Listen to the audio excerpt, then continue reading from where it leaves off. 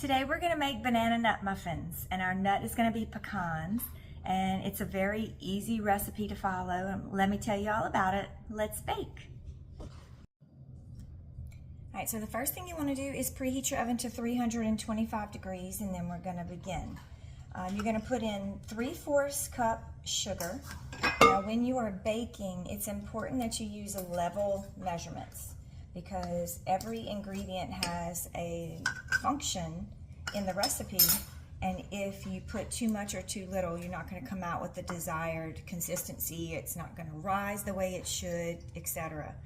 All right, so into our counter mixer I put the sugar, and then we're going to put the oil.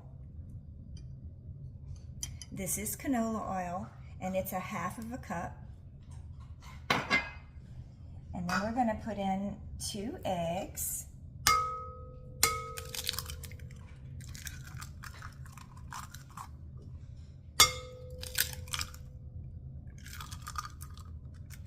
And we're going to mash up 3 overripe bananas so that you have about 1 cup's worth. And these are so ripe that I don't even need to mash them up. I'm going to let the mixer do all of the work. But this recipe came from an old co-worker of mine. She was from Rochester, and she worked at Bruley High with us for many years.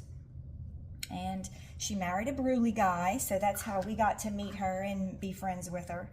And her mom either came down and made banana bread, or if she made her mom's recipe, I don't recall exactly how it went. But after I ate it, I was like, man, this is the best banana bread I've ever had in my life, because it was so moist. And she shared the recipe with me, and I'm going to share it with you today and kind of tell you why it's so good and moist. All right, so I'm going to go ahead and lower and lock my counter mixer, turn it on, and the sugar is going to break up the banana as far as the coarseness of it and get it smooth for us, and that's what we want. I'm just going to turn it up a little bit at a time so it doesn't splash out of the bowl. All right, and then I'm going to get ready to add in 1 3/4 cup flour, and don't sift it.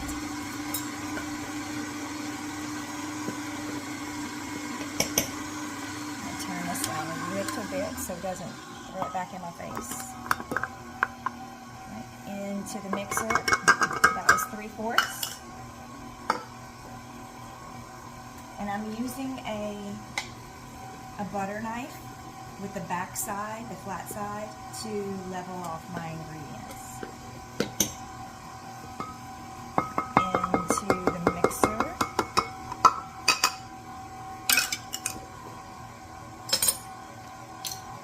We're going to put in 2 teaspoons of baking powder, but I am going to turn it up a little bit. And you want to use your straight edge on the can to level off your ingredients. So overfill your measuring spoon, drag it, put that in there. Going to take 1/2 teaspoon of baking soda. Again, going to use the straight edge on the box.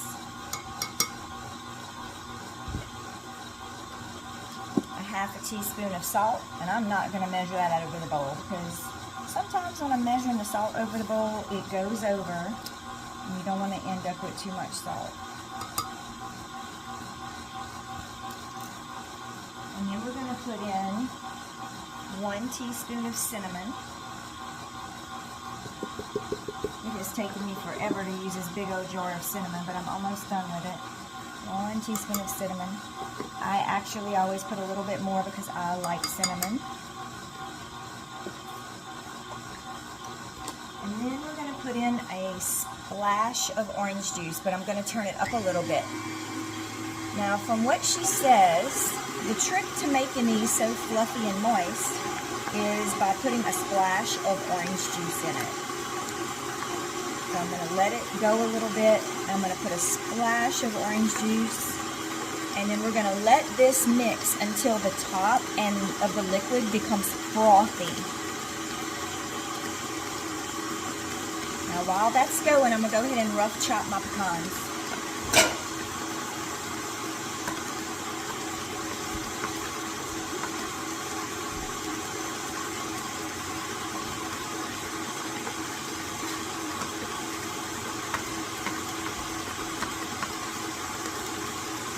Now you can make this without nuts. A lot of people don't like the coarseness of it. I do. And my family like these, and I've made them both ways, and they don't seem to have a preference. So I'm going to make them like I like them. And these pecans came from my daddy's pecan trees in Kankakee.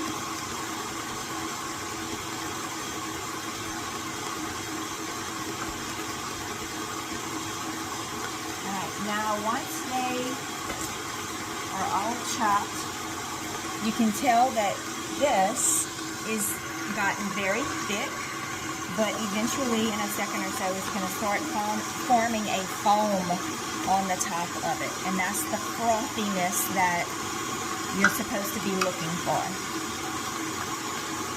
I think when we bake in box mixes, say mix for 2 minutes, we don't do it that long, and it doesn't give enough time for the granules to absorb moisture to properly fluff up in the oven.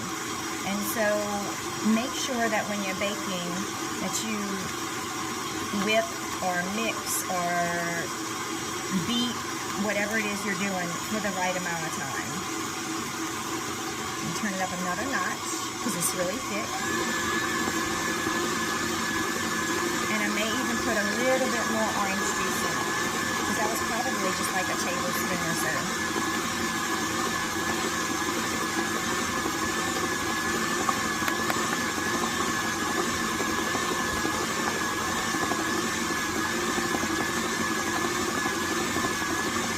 Alright, now when you get your little frothy layer on the top, you go ahead and add in your nuts.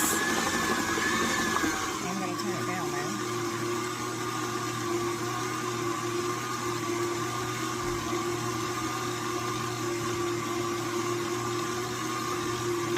Can't let my daddy's hard work and peeled pecans go to waste.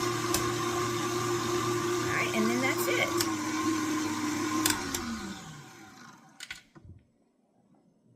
Alright, so you're just going to take all this off. And then we're going to fill up a muffin tin that I have already prepared. And I have a huge one, and I don't need this whole thing, but I do need more than a regular dozen. It makes a little bit more than that. So go ahead and grease it. And I sprayed it with one of these, doesn't matter the brand, but you want the one that has the flour in it.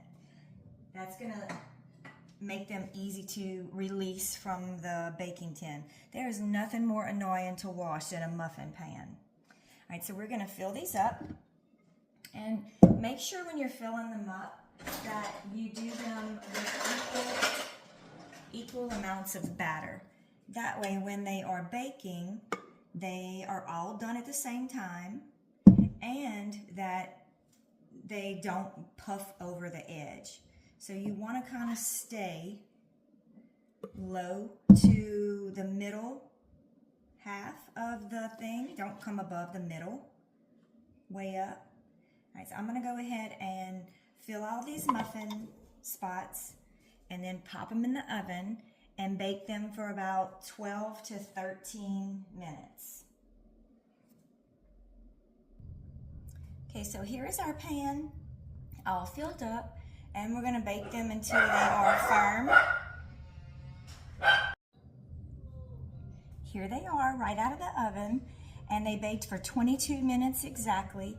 And you want to take them out when they're golden brown around the edges and when they're firm to the touch. If your finger leaves an indentation, they're not done yet, so just let them go for another minute or two. Because we greased the pan, they kind of pull away from the edges, which is nice, because then you can just kind of flip them in the air like this. This is how I like to let them cool off, because they won't sweat too bad and get sticky on your edges.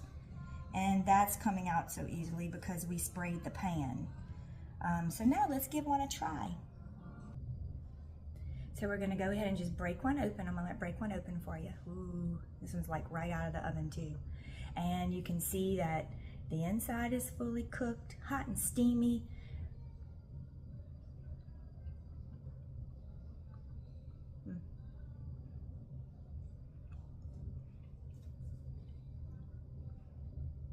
I obviously know these are really good because I've been making them for a really long time. But they're moist. They have a lot of banana in them. They have nuts in them. So, you know, it's a really good breakfast thing. But shoot, I'll go to the refrigerator, grab one out the Ziploc bag, which is how I store them, and warm it up for a few seconds in the microwave and eat them, you know, for a snack or whatever. So these are banana nut muffins. Give them a try. They're so yummy.